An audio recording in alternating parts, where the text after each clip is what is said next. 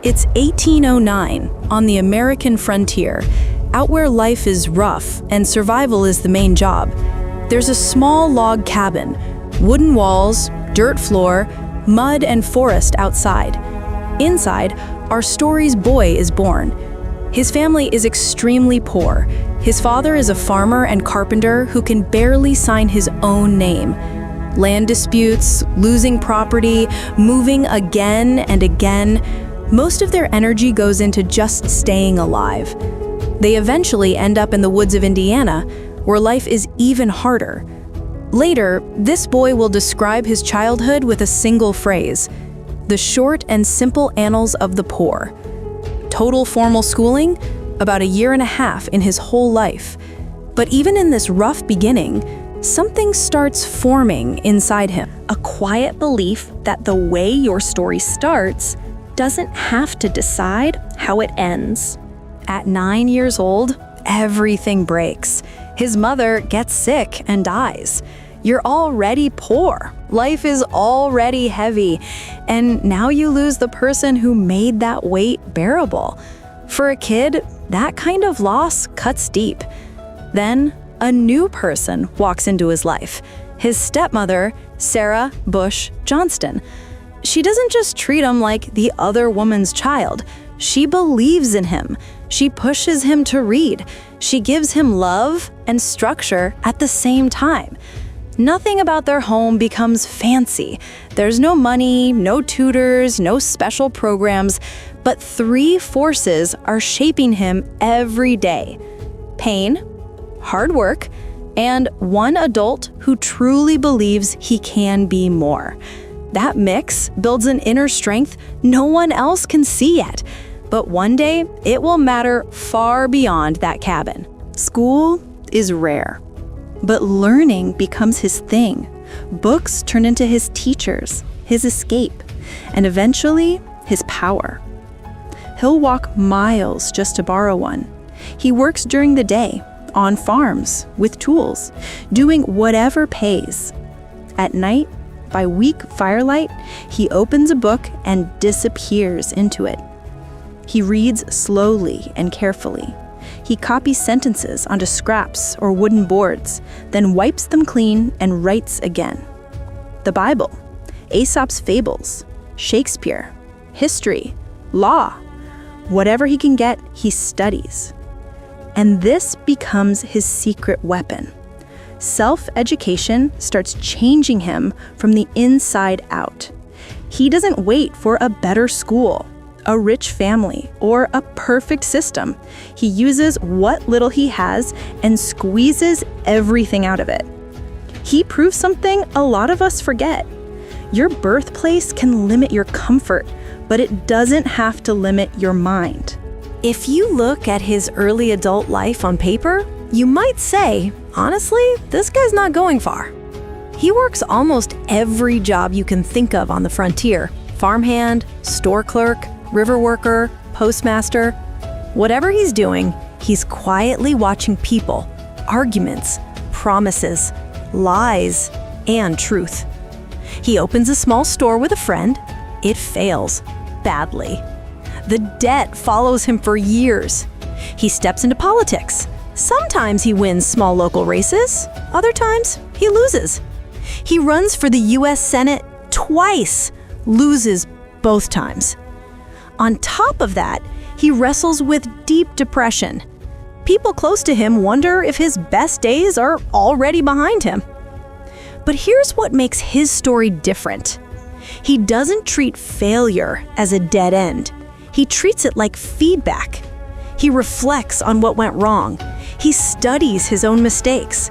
He sharpens his thinking and his character.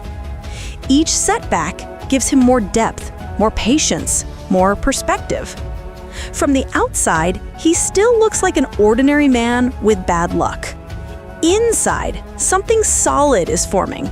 Over time, he develops a way of thinking that quietly sets him apart.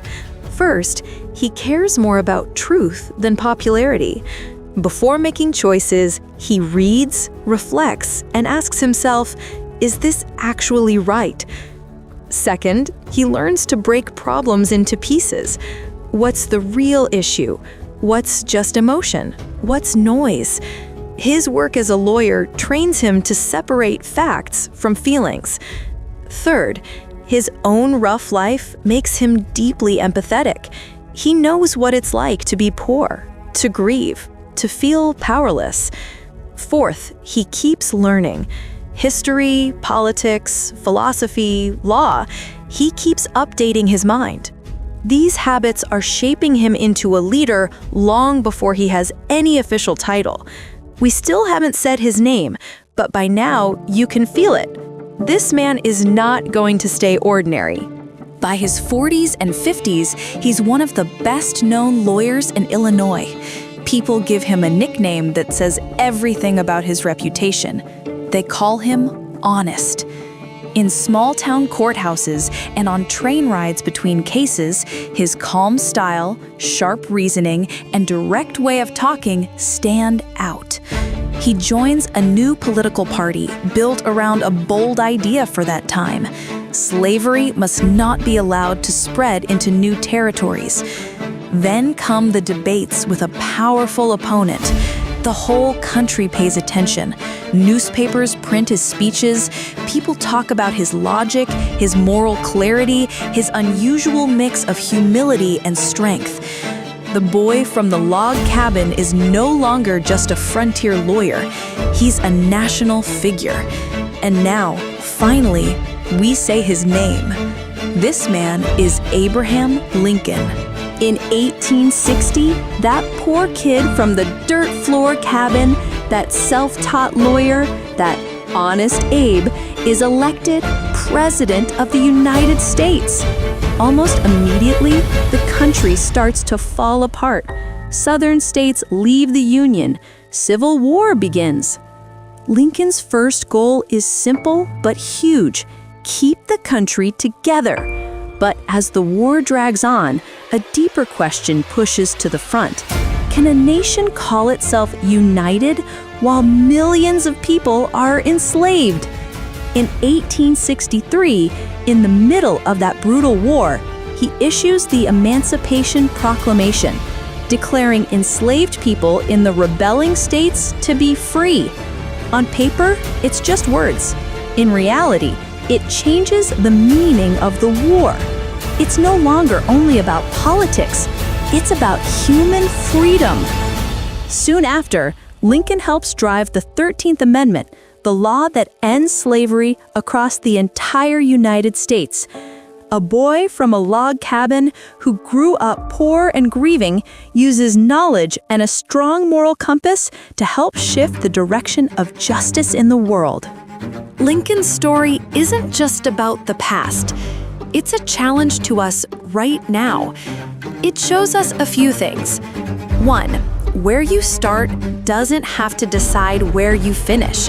You can come from almost nothing and still matter to history. 2, real education isn't just what schools give you. Self-education, what you choose to learn on your own, is powerful leverage. 3, pain can make you bitter, or it can make you more compassionate. Lincoln chose compassion. 4, failure doesn't have to be the end. If you learn from it, it becomes part of what makes you strong. 5, when your goal is bigger than your own success, when you fight for something larger than yourself, your life echoes longer. Lincoln wasn't just chasing status, he was fighting for human freedom. That's why his name still matters. Today, we see Lincoln in statues, in textbooks, on money, and in movie speeches. But the real story started with a dirt floor, a broken family, personal grief, and long nights spent reading by weak light. One boy made a quiet decision. I will not stay trapped in the circumstances I was born into. That single decision helped change history. So now the question is for you. What will you do with your pain, your failures, your ordinary life? Will they be your excuse to stay the same? Or will they be the fuel that pushes you forward? If this story hit you, leave a like, share it with someone who needs hope, and tell us in the comments, Which part of Lincoln's journey touched you the most, and why?